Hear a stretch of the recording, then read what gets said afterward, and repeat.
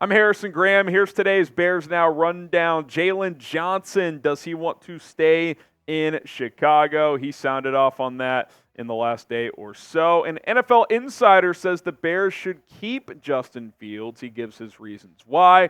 And then Ben Johnson contract rumors, lot circulating right now in terms of what the Lions offensive coordinator would want if he does get a head coaching job, as he could be a potential Matt Eberflus replacement. So we'll dive into that as well. Let's start with Jaylon here, as Jaylon Johnson, of course, is set to hit free agency this offseason. The Bears do have the franchise tag, so he may never actually become a free agent. But he did tell reporters on Wednesday that he wants to stay in Chicago beyond this season, and it seemed like a bit of a change in tone. Not that he said he wanted to leave, but for a guy who requested a trade before the deadline, this sounded pretty direct. Here's what he had to say. He said, "I feel like we're building something special, too, especially the guys in the locker room. It's something that I don't think I can get anywhere else. I would like to stay in that and continue to build and make it better." I definitely say I've added some money in the value, I would say. At the end of the day, I feel like it's a situation that's somewhat out of my hands, but we're going to see how it goes, of course, in terms of what a contract could look like. And I would say he's added value too. He is now the number one graded corner in the NFL per PFF this year. His coverage grade has been fantastic. He's given up less yards than any other qualified corner in the NFL. Passer rating 30.9. Total yards allowed 185. Next closest is at 209, I believe. He's got 10 breakups and 4 interceptions despite not being thrown at very often.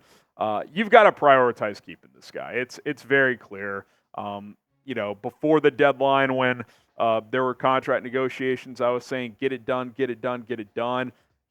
That didn't happen. He requested a trade. No trade happened. He's played even better since then, if that is even possible, because at the time he was playing at an incredibly high level.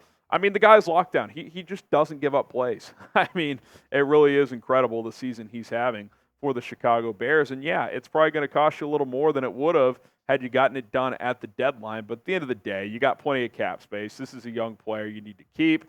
Make it a priority to keep him in Chicago. NRG, bro, I know you're watching live. We'll get to that super chat here in a little bit. What's more likely for Jaylon Johnson in your guys' eyes? Type E for a contract extension, or type T if you think he's going to get the franchise tag. Now, remember, if he gets tagged, you still have until like July 15th to get a long-term deal done. So it could start with a tag and then end up with an extension. E for extension, T for franchise tag. Pen comment on today's show. What's more likely to happen when it comes to Jaylon Johnson? Could the Chicago Bears decide to keep Justin Fields and build around him, keep building this roster moving forward? NFL insider Peter King believes that the Bears should just do that, as he hopped on 670 The Score the other day. He said, "I would guess, and this is a guess, that he's not totally sold on Justin Fields," talking about Ryan Poles. "But here's sort of the way I look at it. Everyone says, well, geez, you're not going to be in a position to take a quarterback this good, drafting this high for a long time. I totally understand that. If they fall in love with Caleb Williams, Drake Maye, whoever, and that's the future, and think that's the future, that's fine. But I will say two things. One, you sit right where you are. Don't take any calls or trade down a spot or two max. You probably still get Marvin Harrison. The second option, or second possibility, is you trade down 9, 10, 12 spots, pick up 3 first-round picks, get the very solid rebuild over the next 2 years, and work with Justin Fields, build the whole team the right way, and let the chips fall where they may. That's where I would lean." The bottom line is to me, it doesn't feel like there's really a wrong answer. Now, here's where it becomes a wrong answer. If you pass on Caleb Williams and he becomes a top 5 quarterback within a couple of years, and Justin Fields remains, the 15th to 20th best quarterback, somewhere in that range where he probably is right now.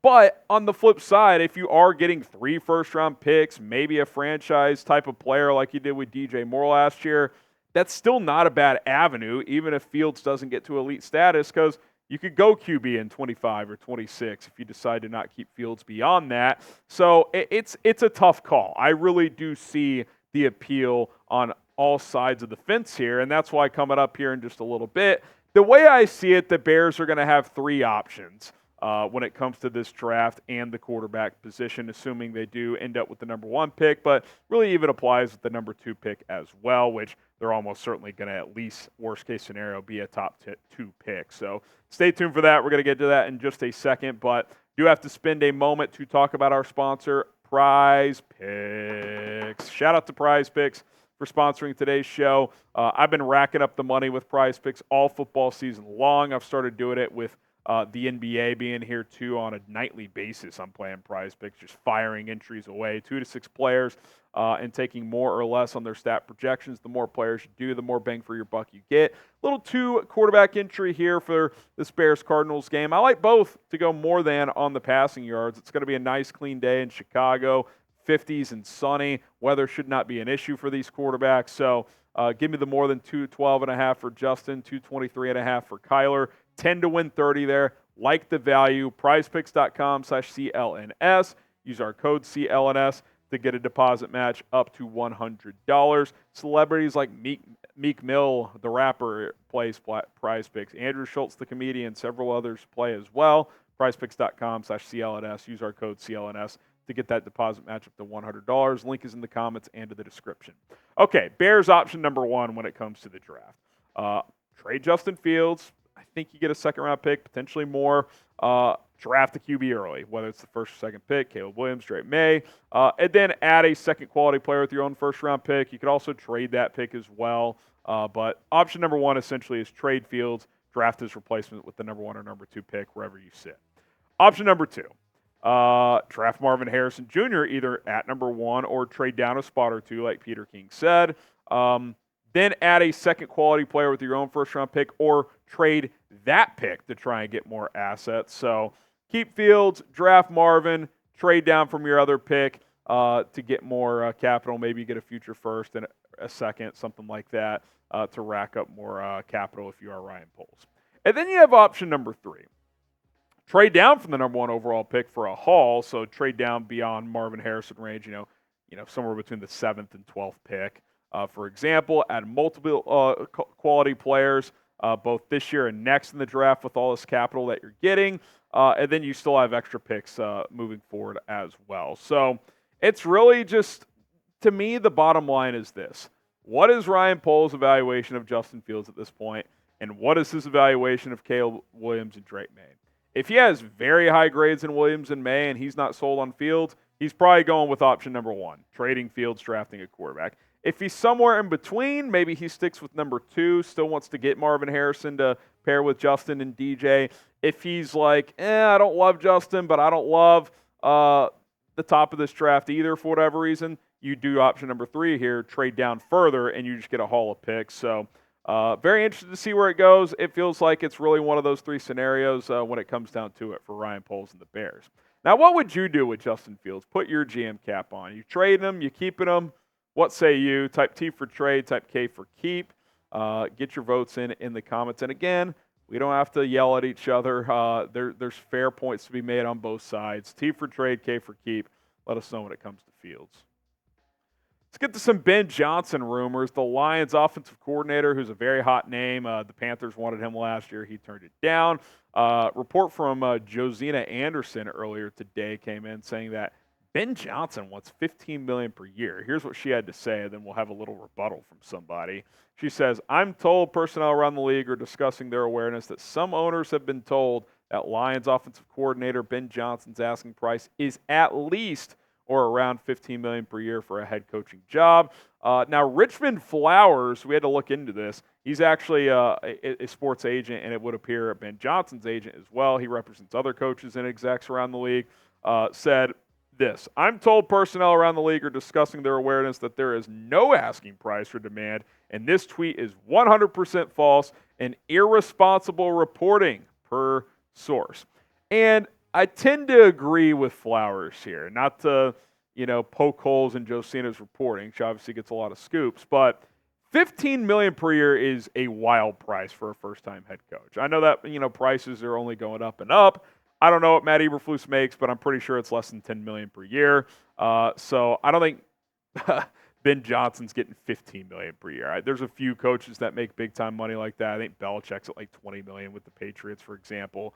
Like Nick Saban at the college level's at $12 million, but $15 million for a guy who's never been a head coach, I don't think that's realistic. Now, I personally don't really care. It's not my money. It doesn't impact the salary cap, so it's not that huge of a deal. But at the same time, I can't imagine, as good as Ben Johnson is and as highly regarded as he is, that he sniffs $15 billion. Now, gets a head coaching job. They're a Super Bowl contender within a couple of years. Yeah, he could get pay escalators and a pay raise to get to that range. But right away, don't think that's very realistic.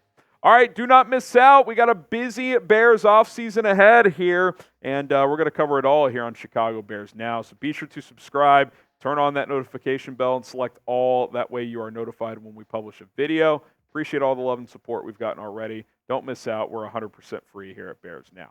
All right, quick injury report for Thursday. Deontay Foreman did not practice, personal day, so hopefully that's not a big deal. Tevin Jenkins still in the concussion protocol. I don't love his chances to play this week. Marcedes Lewis had his weekly rest day. He'll be fine. Noah Sewell did not practice with a little issue, I think a knee injury. Equinemius St. Brown still dealing with that pec. I'm not sure we see him the rest of the year, to be honest. Travis Homer limited after not practicing yesterday. That's good. Cole Kmet, a new addition. He was clean yesterday, limited today with a quad, so we'll keep an eye on that one. Jaylon Jones limited.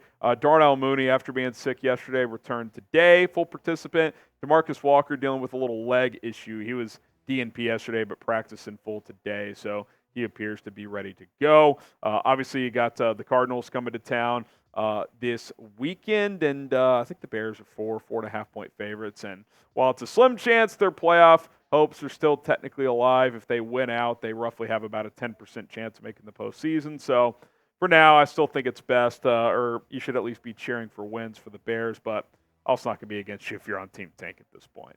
All right, appreciate everything. Like I said, that notification bell, it's going to help you out. That one actually helps you out more than it helps us. Subscribe button helps us out. It's free. Notification bell helps you because you're going to get notified on this thing right when we post a video. You can click, watch right then. You can be the first one that watches. So subscribe, turn on the notifications. Don't miss a video here on Bears Now.